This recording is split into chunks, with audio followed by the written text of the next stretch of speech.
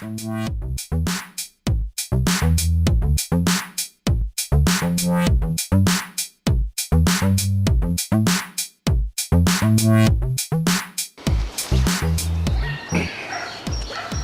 hello and welcome to, well, before I start, you can probably tell from the greenery and the grey skies that I'm back in the UK. So welcome to Swindon. Not somewhere I'd usually come to, however, I'm down in this part of the world for a course, and as whenever I'm away, I look for interesting places to go, things to photograph, and I found this place. If I stand here, a bit of a Google Earth zoom in here, I'm at Coates Water Park, which is a bit of a lake. There is a diving board I want to go do a long exposure shot of in a little while, but first of all I came across this little avenue of trees, and my plan of action here, rather than shooting wide, is, you must know by now how much I love doing panoramas, so I'm actually going to use a long lens and do a bit of a slot panorama of these trees with a nice leading line going through it. So get in frame, let's see how it goes.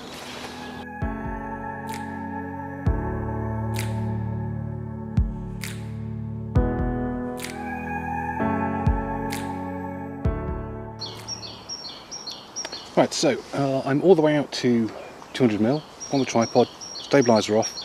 I am focusing on a tree right in the middle there. Now I'm focused in on that quite happily. In fact, if I put onto manual focus, I'm going to zoom right on in on this bad boy using manual focus ring. And a little bit wobbly on the tripod here, as I'm touching it. Just make sure we are as sharp can be on the tree that I want. And I think we are perfect. So zoom all the way out, and usual practice, as you've seen me do panoramas loads and loads, is I'll start at the left, I'll take a number of images through the scene, and then we'll stitch it together afterwards. Right, okay, so on a 2-second self-timer, 1,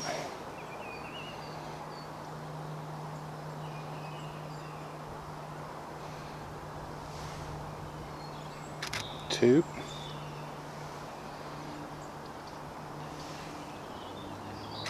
3,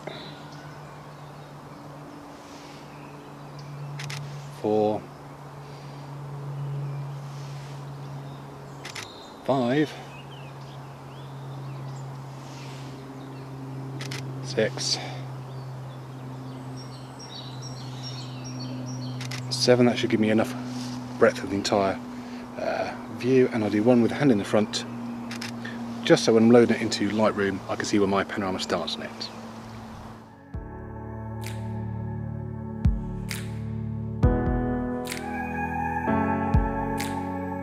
Well, this place is pretty big, so I've done most of the loop around the whole place. You might just see over my shoulder the old diving board that they've got here. I'll put an image up around here of what it was like back in the day, but it is entirely derelict now. So what I'm going to do, finish the loop and then set up for the shot and after. So let's go. Well, I'm back where I started, right by the diving board. In many ways it's a bit of a dull image. Let me just swing you around and give you a look.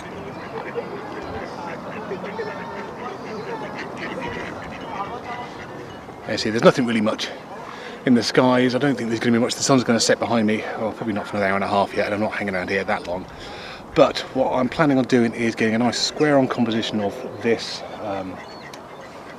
diving board. I'm trying to make sure I am in the middle. I'm going to shoot wide open as possible, and then I'm going to put on, I think, a 10-stop filter just to really smooth out that water and see what we get. But first, without the filter.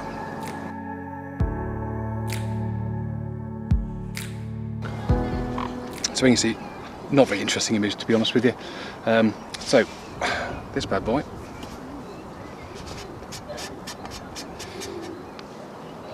If I make sure none of the camera settings change. So we've got this, which yeah, completely black, can't see through pretty much. Well, black for most things, but what it does is gives you a 10 stop, so it gives you extends your shutter speeds by 10 times. So what I'm going to do is screw this on the front of the lens.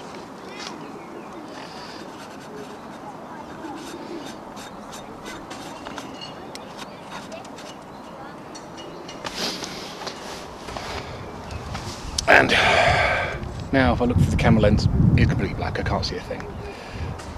So I need to adjust my settings to take advantage or take account of that. So if I open up let me just start this recording for you. The swan's about to kill me, I think. Right, if I open up the Photo Pills app, which I will, if I move over, I can put just here for you. If I come down, there is, go away you, exposure. So if I just check what my current settings are, so ISO 100, I'm at 1/320th of a second. That, and in terms of aperture, I'm at f4.5 because I want to try and get that fairly blown out in the background. This is now telling me I need a 10-second timer. So if I now change my shutter speed,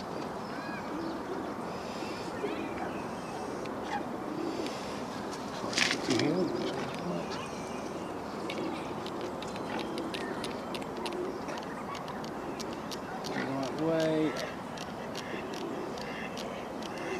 And actually this is coming up in the viewfinder quite nicely. So I now have a 10-second shutter speed applied. What I will do is just put a 2-second timer on just so I'm not wobbling the camera, and we'll just take this picture now. There it goes for 10 seconds. Right, so what I've done now is I'm shutting down the aperture to give me as longer to force me to have a longer shutter speed, or sorry, a longer exposure by a slower shutter speed. So I'm now going out to 30 seconds.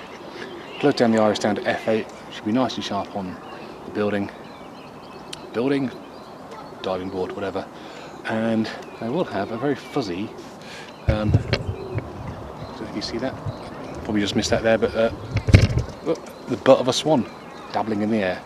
So yeah, Dan, you'll be very happy. There are some dabbling ducks.